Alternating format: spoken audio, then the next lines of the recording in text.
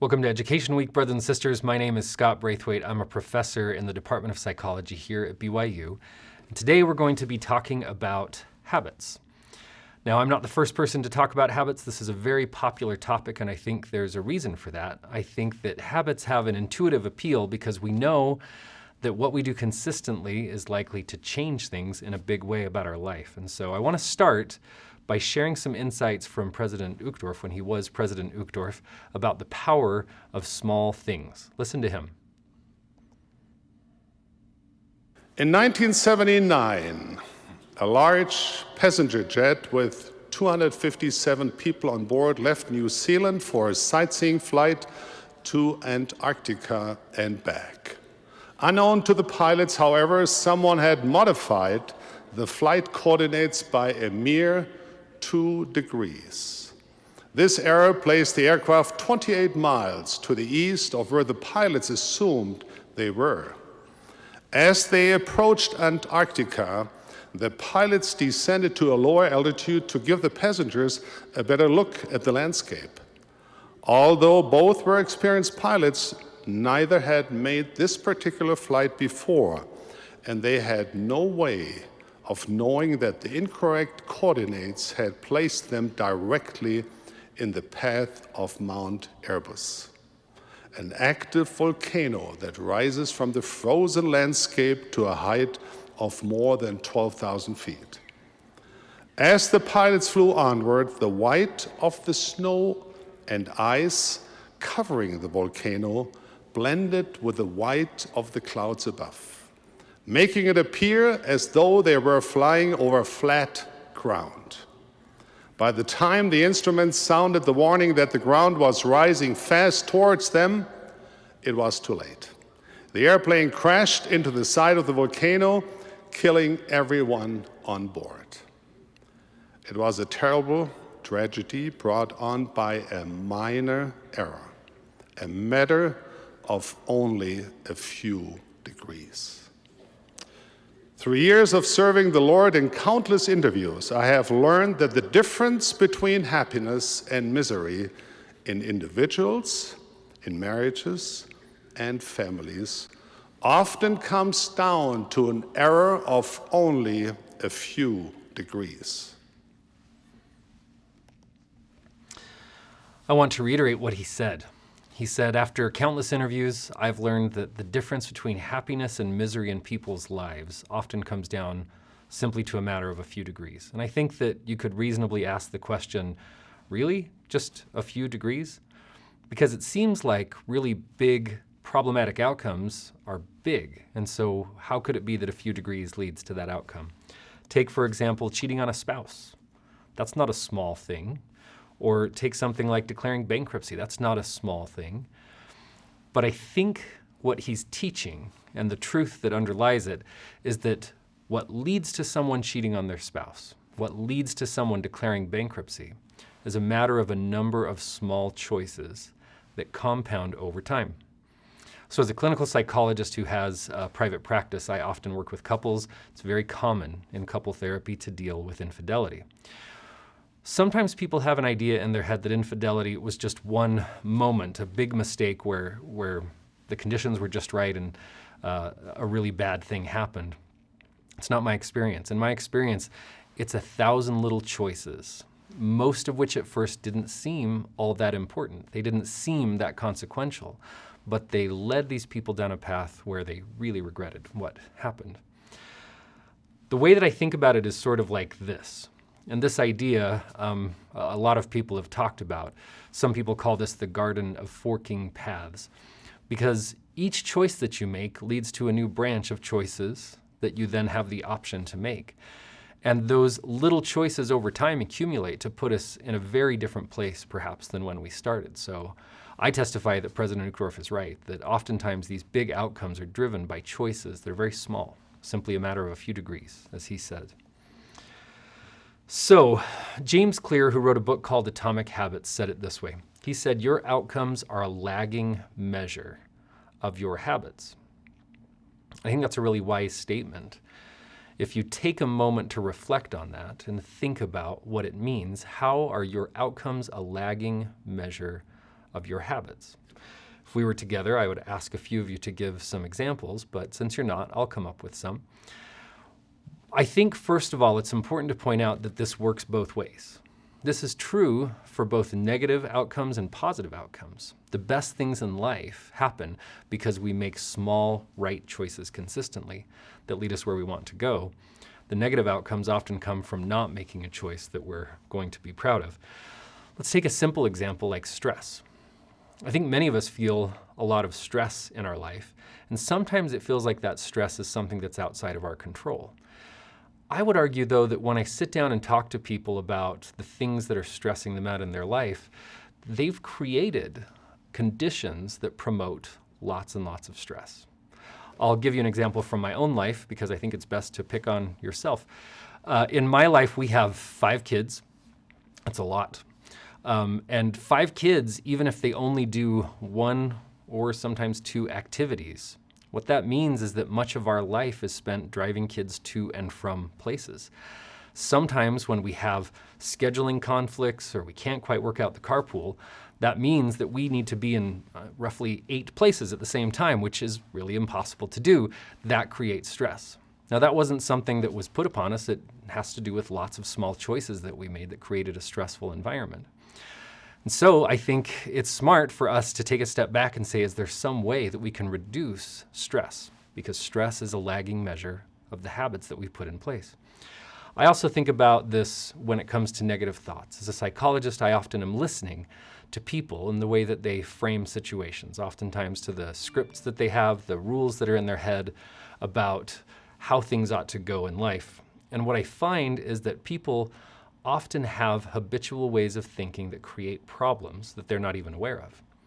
For example, many situations in life, the way that I would describe this is there's 2 parts to any situation. There are the facts of the situation, and then there's the stuff that we make up about it. We don't realize that we're making up so much. We just create a story that feels seamless and that kind of works for us. Here's an example. Let's say you're walking down the hall at church. Someone is coming the other direction. The 2 of you pass in the hall. As you're approaching them, you're trying to make eye contact to say hello and to wave at them. They don't make eye contact. They kind of keep looking down or straight forward, and you pass without exchanging any words. That's the scenario. Now, the facts, if we really try to tease apart facts and what you make up about it, the facts are the 2 of you were walking toward each other. You passed, no words were exchanged. That's it. But I suspect that your mind is going to make up a story that tries to make sense of those facts. And depending upon the habits that you have, the habitual ways that you think about and interpret situations, that story is going to be pretty different. Some people are going to think, oh, they must not have noticed me. Others are going to think, what a jerk. I can't believe how rude they are. Others might think they must be deep in thought. They're pondering important spiritual truths. But in the end, what's going to happen when we tell that story to someone later on, maybe we get home and we say, I had the strangest experience. We will mix up facts plus the stuff that we made up about them as if there is a seamless story. And we won't realize that we're mixing the 2. But that can sometimes lead us, if we have a negative way of interpreting many situations, if we often read hostile intent into other people's actions, it will create conditions where we're more likely to feel stressed, angry, anxious, or even depressed. So paying attention to those habits really matters. Some of you who have heard me speak before know that I'm pretty interested in the fact that there's only a few things that we take with us when we leave this world. I'm open to other things that you find in the scriptures, but my reading of the scriptures leads me to believe that there's 3 things. So one of those is our soul. It's the easiest one to forget. Our soul is our spirit and our body. A really unique restoration doctrine is that we believe that salvation is the redemption of our soul, that it's when the spirit and the body are united in their perfect form. That's what rises with us in the resurrection. So I think it's important to take care of your soul, both your spirit and your body. The other thing is our relationships. We know that relationships aren't just part of God's plan for us, they're part of how we get there. That in order for us to be like our heavenly parents, we need to enter into sacred covenants in the temple and form marriage under the new and everlasting covenant. But in addition to that, our families can be sealed together. And in the Doctrine and Covenants, it also teaches that the same sociality that exists here will exist there, only it will be coupled with eternal glory. So relationships matter. Relationships are enduring. The last thing is our intelligence. Now, sometimes when we think about intelligence, we think just of book learning. And even though book learning is part of this, it's not the only kind of intelligence. We learn again in Restoration Scripture that the glory of God is intelligence, or in other words, light and truth. And also we learn that the more intelligence we attain in this life, so much will be the advantage in the resurrection because it rises with us. So when I think about where our habits might matter most, naturally my mind goes to these three things. How can we develop habits that help us to develop our soul, our spirit, and our body? How can we develop habits that will strengthen our relationships, something I'm very interested in? And how can we foster our intelligence? How can we get more light and truth into our life? Again, our outcomes are a lagging measure of our habits. So people who have developed a great deal of intelligence, that's not something that they were just given. It's not an innate gift. Perhaps they were very curious. Perhaps their mind worked quickly, or they have a great memory. But to gain light and truth, it requires time. It requires effort. To work on your relationship, it's the same thing. Many times we think once we get married, we're done. But the truth is, people who have the best marriages work on their marriages every single day. It's something that they do intentionally. They don't just assume that it will take care of itself. People who have a certain type of character that reflects their divine nature, that happens because they're feeding their soul. Our outcomes are a lagging measure of our habits. So how can we harness this truth to our advantage? Well, it's easy to get overwhelmed when we think about how far we are from where we want to be. I feel the same way. When I was growing up, President Hinckley was the prophet of my youth, and at the end of almost every conference, he would get up to give the final talk, and he would say some version of this. He'd say something like, we've had a wonderful conference, we've heard inspiring talks, we've heard wonderful things, we felt the Spirit.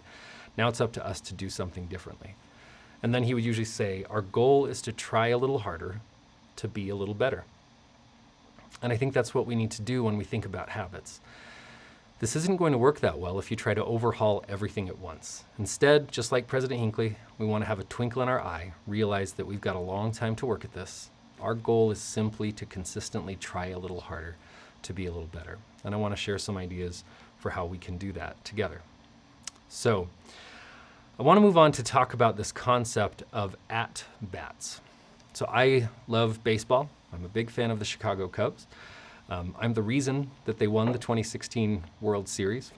If I have time, I'll tell you that story, but it's just important for you to know that. To me, it's important that you know that I'm the reason they won the 2016 World Series after 114 years of not winning anything. But the reason that I like baseball is that I think that baseball, maybe more than most other sports, teaches us a lot of things about life.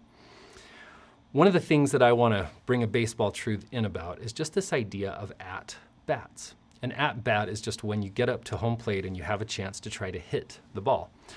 So there's a difference between at-bats and plate appearances. Don't worry about that too much. We'll just talk about at-bats.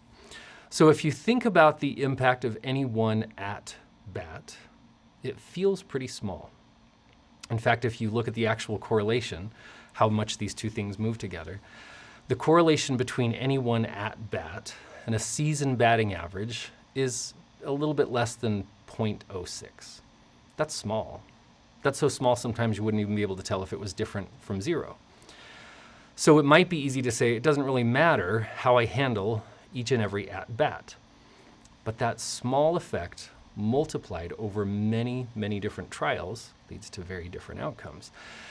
If we think about a Major League Baseball season, a typical one, not the one for the 2020 season, we typically will have about 550 at-bats per season.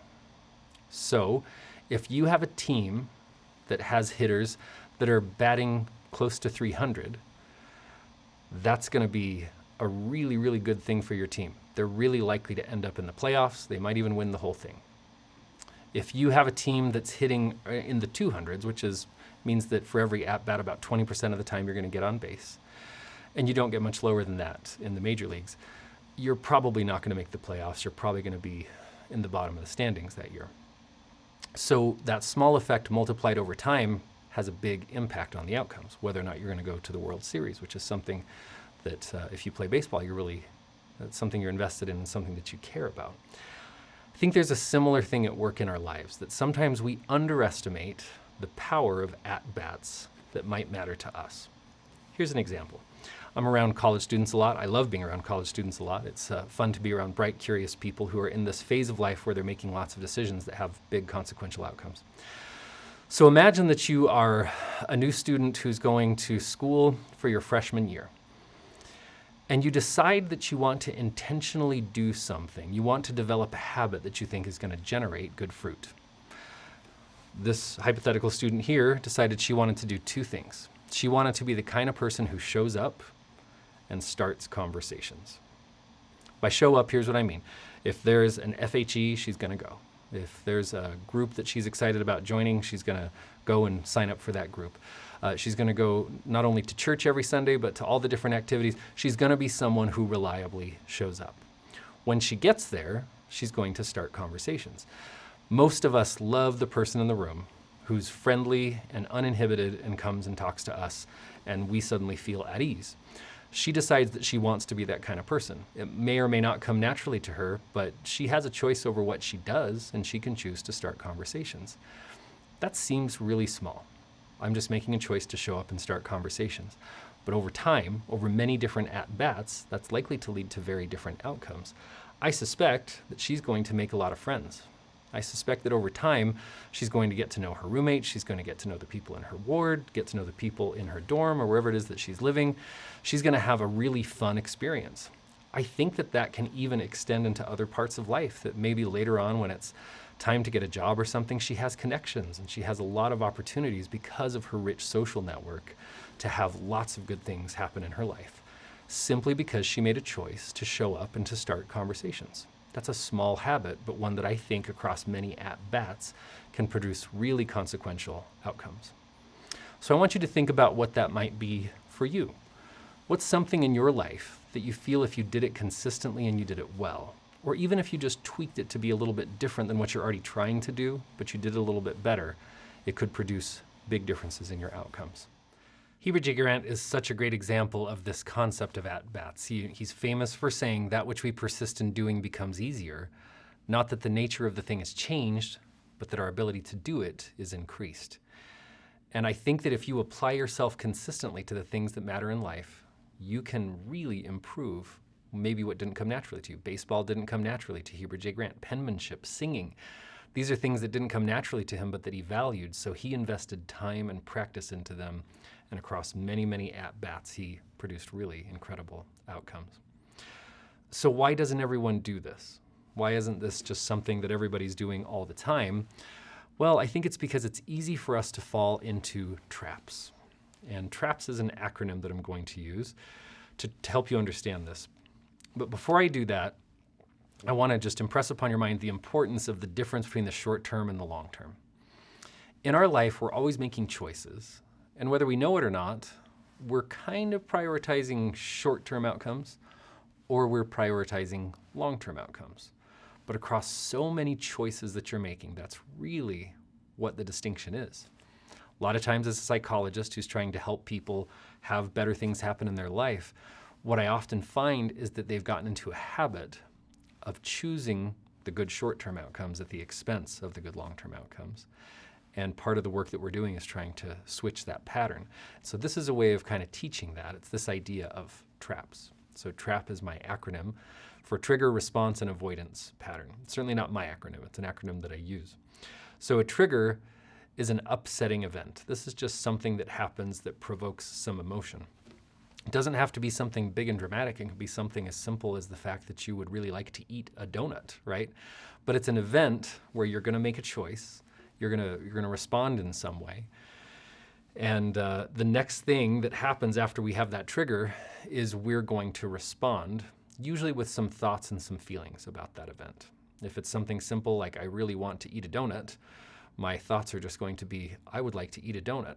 But I could also have a competing thought that says, oh, I've eaten too many donuts. I probably shouldn't eat that donut. And I may have feelings about that event. I may think, gosh, but I love donuts, but also I've eaten too many donuts, and it's going to stir up some emotion. The next thing that I want to kind of highlight here, the AP part of trap, is an avoidance pattern. Oftentimes, we avoid uncomfortable emotional states. We just don't want to feel those emotions, or we don't want to feel that tension. So we do something to cope with those thoughts and feelings. And oftentimes, that avoidance pattern avoids the short-term costs, but tends to produce poor long-term outcomes. Let me illustrate this with an example. Again, because I often work with couples, this is going to be kind of a couple-based example. Let's say the trigger is that your spouse is not spending as much time with you anymore. You feel distant, you feel somewhat disconnected. When that trigger happens, it's easy as a response to have some emotions that come up, and then your mind starts to try to make sense of these emotions, maybe by telling you something like, they don't care about me anymore. They don't really understand how I feel. They don't love me anymore. When we start to have those feelings and those thoughts, we have a choice. What are we going to do?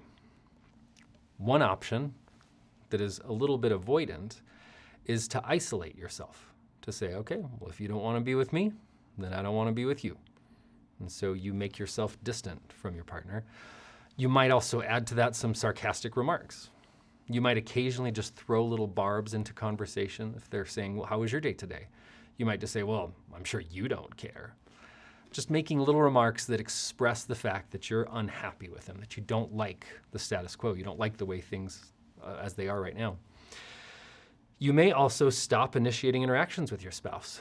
You may say, okay, if you're going to do that, two can play at this game. I'm going to distance myself from you too. Now, why would we do this? It's because avoidance patterns typically work in the short term. And by work, I mean you get a little bit of payoff right now. So if we look at the short-term consequences, what you're getting from that pattern is that you get to communicate frustration. You get to blow off some steam. You get to let them know that you are not happy with them in the way that they're acting. The problem is you're doing it ineffectively. It's okay to communicate frustration. There's just ways of doing that that tend to work and help you get unstuck. That's not what you're doing. You're blowing off steam. You're trying to provoke a response to see if maybe they're going to do the work of trying to bridge the gap and see what's going on. It's not a great way to do things. It's also likely to create more tension in the relationship because you're feeling distant, you're feeling grumpy, you're expressing some of that grumpiness. It's going to take a bad situation and make it a little bit worse. The other thing that I think is kind of ironic is that it also means that you're going to spend more time apart. So your avoidance pattern actually is going to make this problem worse. If you remember, the trigger was that your spouse wasn't spending that much time with you. And now you're behaving in a way that's going to make it less likely that they're going to spend time with you. That's going to create a downward spiral. It's going to make it so this whole problem is likely to get more intense and worse. The upside, you get to blow off some steam. And I'm not even being funny about that. Like, I get that in the moment it feels really important to blow off some steam.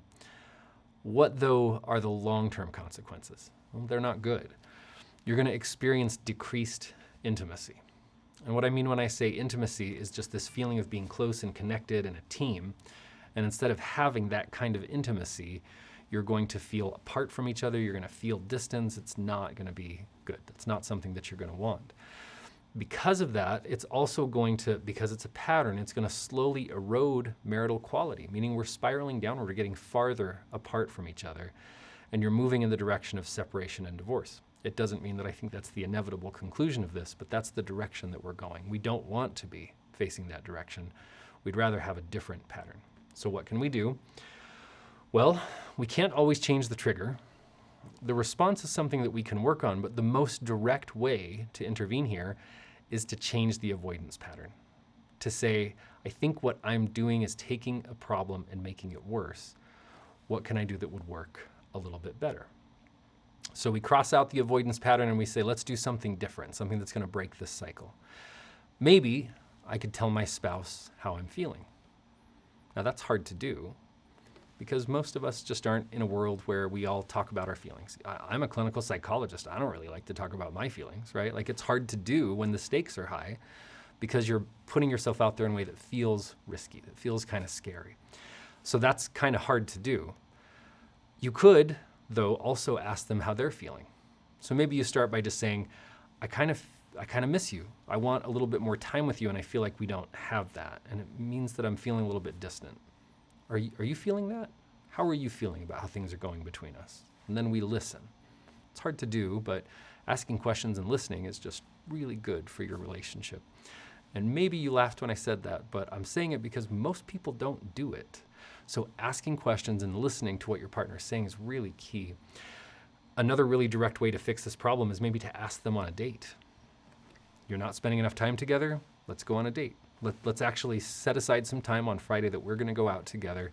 Just us, no kids. We're going to take some time to reconnect and spend time the way that we did back when we first met. I think those are great things to do. Why don't we always do them? Well, we're actually switching now where we have to pay some costs. Now the costs come in the short term. If it were easy, everybody would do it, right? But a lot of times we want to avoid the short-term discomfort of opening up. So the short-term consequences is that you're going to have to effectively communicate how you're feeling and how you'd like to be closer. And for a lot of people, that's really scary. That's really uncomfortable. That's why they were avoiding it. So instead of giving into the feeling of discomfort and letting ourselves avoid, instead we lean into it and say, I know this is uncomfortable, but I think it's important, so I'm going to do it anyway. That, though, means that you might feel nervous that the other person won't respond well. What if I actually open up to them and they say, well, I've been doing it on purpose because I don't want to spend time with you? That could feel worse than the avoidance pattern. That's why sometimes we avoid these things in the short term. So there is that risk that when you actually talk about the problem, there's not a simple solution. Again, working with a lot of couples, I can tell you that a lot of people try to solve their problems by not dealing with their problems. And so sometimes when they start to address those problems, they don't like that you stir up a lot of feelings, and maybe things get a little bit worse before they get better. That's why, again, we avoid.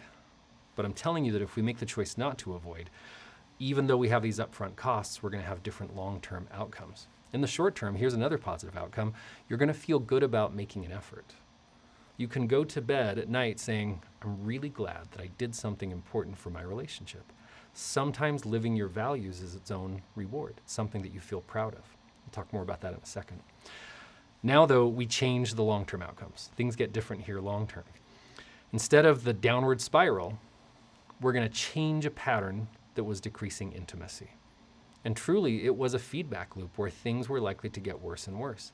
Because when you got prickly, because you felt distant, it made them more likely to be distant. For them, it was like trying to hug a porcupine. They felt like the closer they got, the more it hurt. So they started to back off.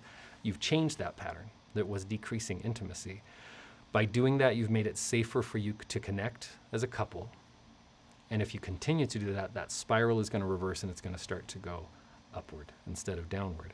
You're going to put in place a pattern that's likely to help you to feel closer and stronger as a couple. So to answer my own question, why don't we all do this? It's because it's harder to do it. It's harder in the short term, but not in the long term.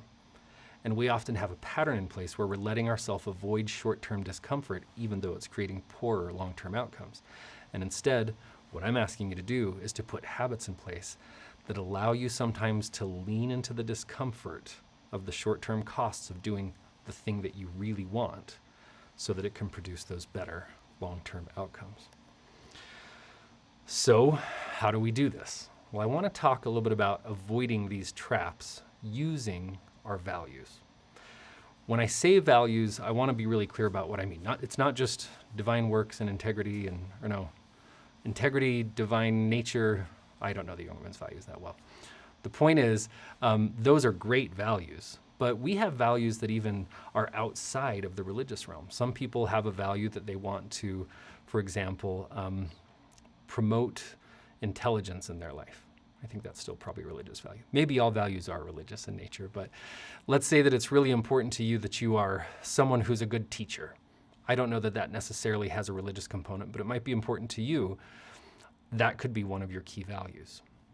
First, though, before we talk about what constitutes a value, I want to talk about this idea of outside in.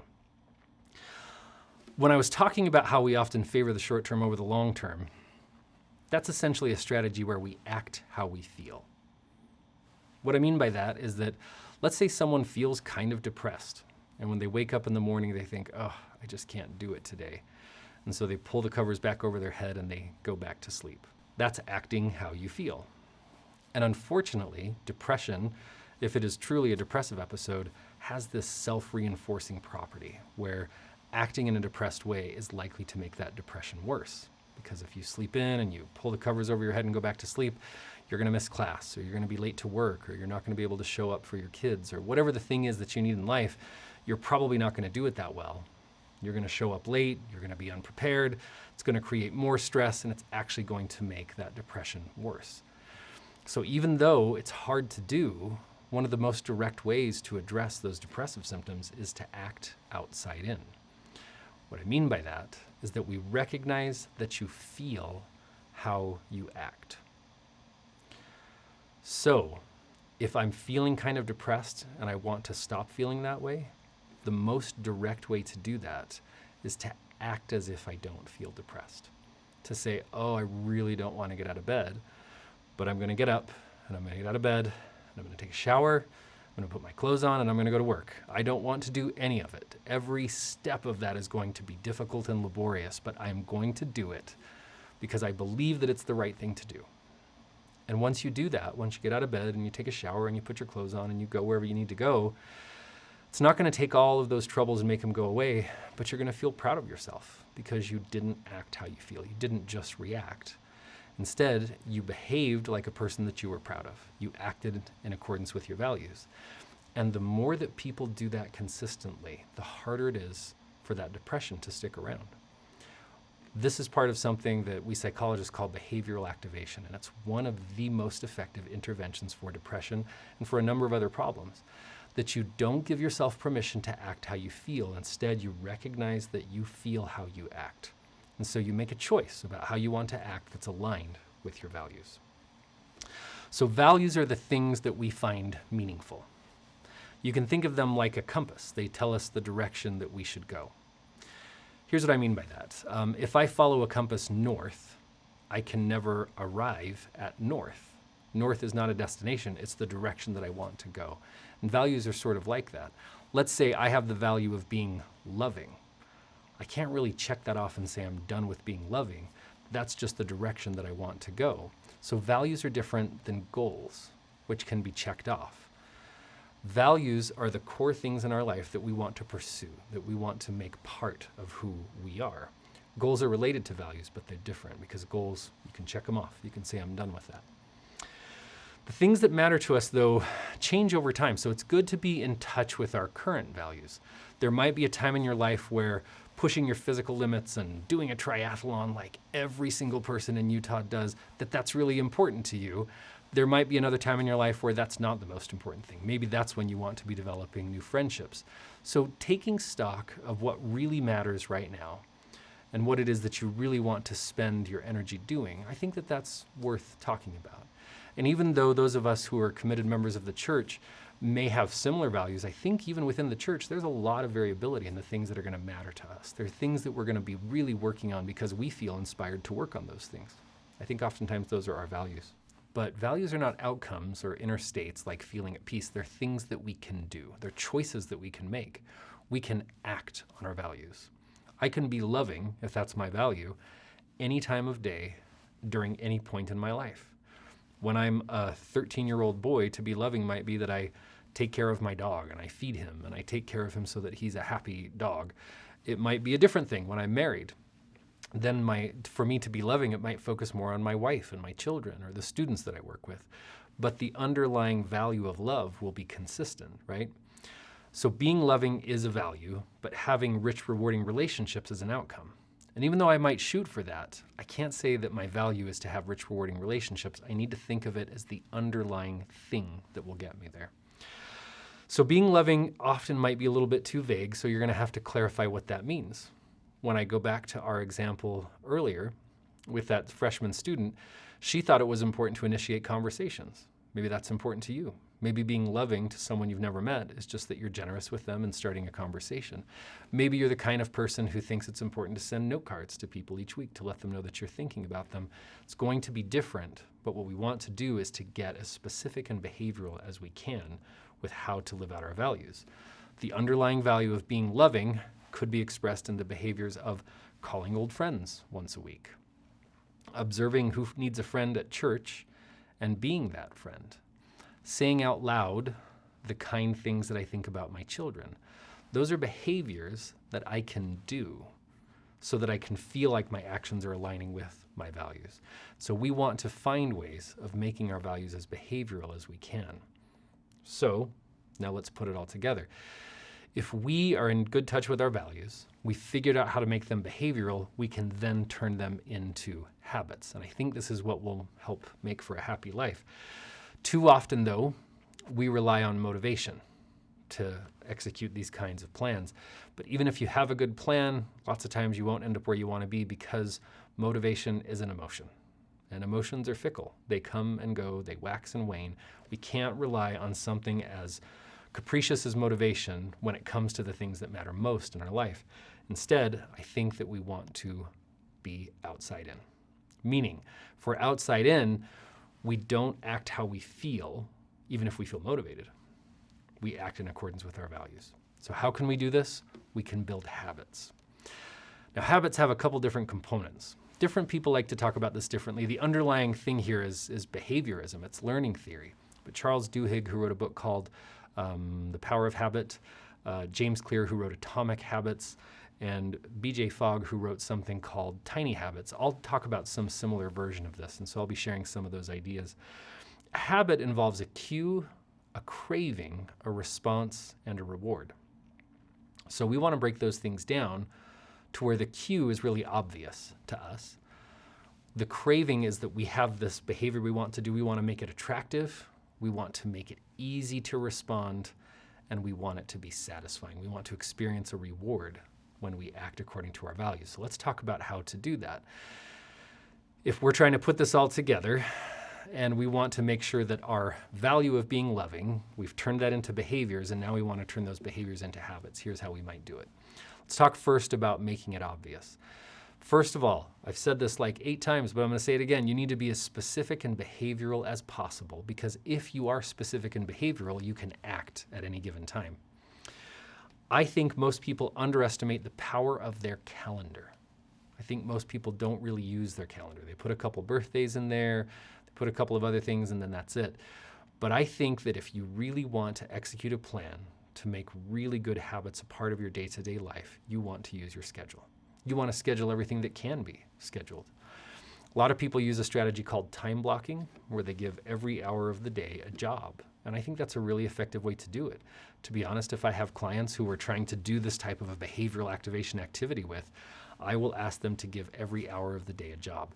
That doesn't mean that people are burning themselves out. Sometimes the job for that hour might be to take care of yourself, to do something that helps to recharge your batteries. So it doesn't mean that you're just kind of grinding all the time. It means, though, that you have really important things scheduled so they're really likely to happen. If you're only going to do one thing, I think this is what you should do, because I think it's so powerful.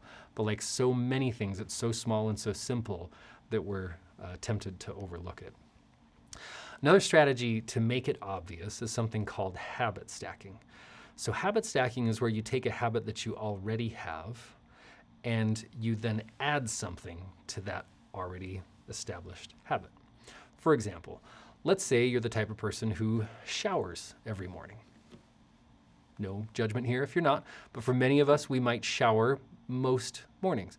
If you are like my 6-year-old child, maybe not, but many people shower every morning. What if you wanted to add something to that matches your values? Well, a really easy thing you could do is to say, whenever I shower, I'm just going to turn on a general conference talk on my phone. And I'll just let it play. And between my shower and kind of getting ready, shaving and doing those types of things, it's a good 15 minutes. That's about the length of a conference talk, depending upon how long you take to get ready. That's a great way of taking something that you're already doing as a cue, the shower, and stacking something on top of it. So you always know when you're supposed to listen to a conference talk. It's when you shower. That's making it really obvious and making it much more likely that that behavior is going to stick.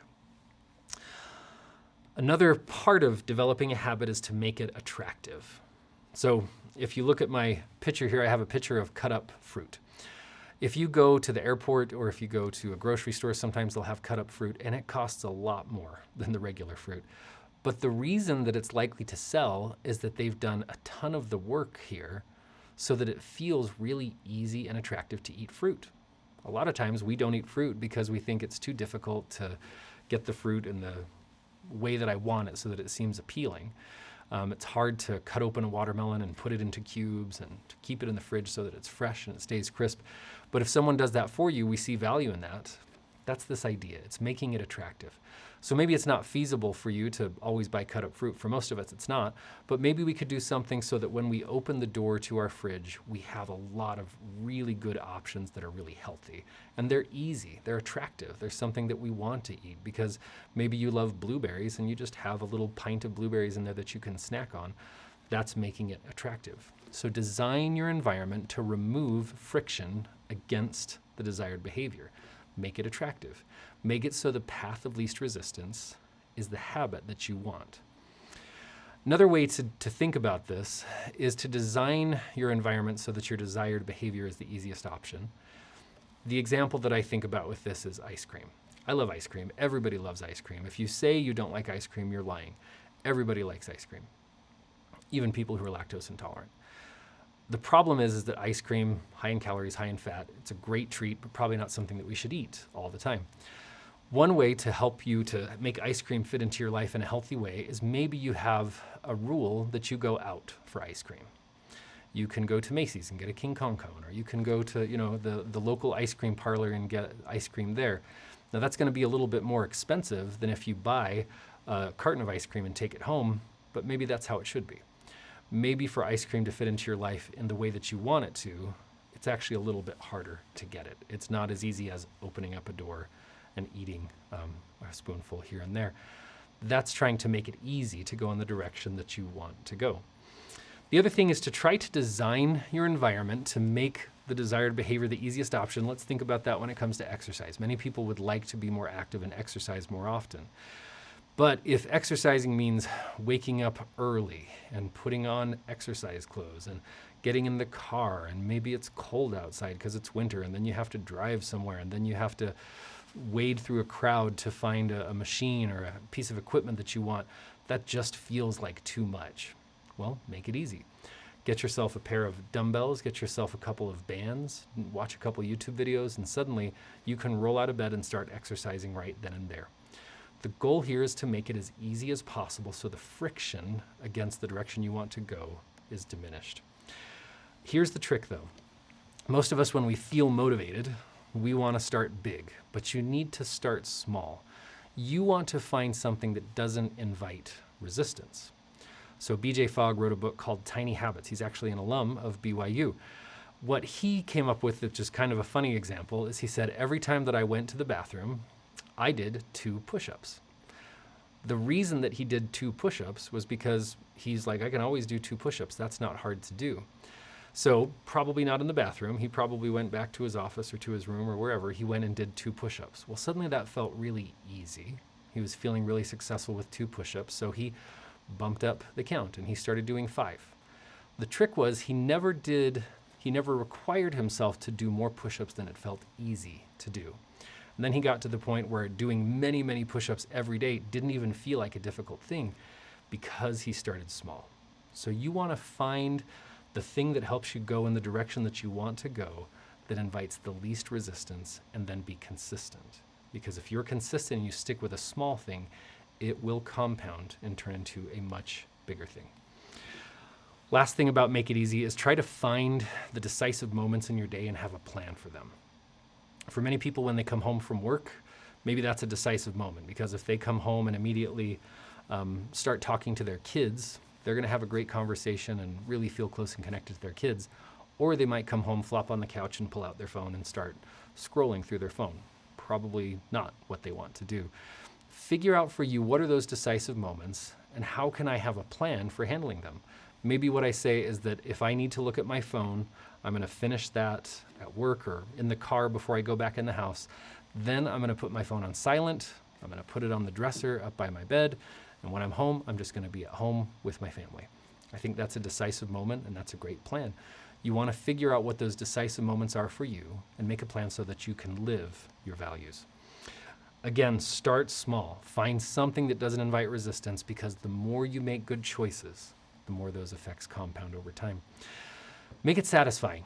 Here's what that means. There's a psychologist, Premack, who came up with what we call, every intro psych class learns this, Premack's principle. It's that more probable behavior can be used to reinforce less probable behavior. What that means is that if there's something that you spend a lot of time doing, maybe it's looking at your phone, maybe it's watching TV, maybe you're weird and it's running marathons, I don't know. But if you have something that's much more probable that you do, that can be used as a reward. And so you want to make it so you have to do the less probable behavior before you move toward the more probable behavior. Let's say, for example, that you like to watch TV. Most of us do. But you want to make it so that you don't watch TV unless you've spent some time in the scriptures that day. That's a great way to use Premack's principle. You say, okay, I don't give myself the luxury of watching TV unless I've spent some devotional time reading the scriptures. So maybe in the evening, this couple here in my picture, they want to sit down and watch TV, but they realize that neither of them has read their scriptures. No problem.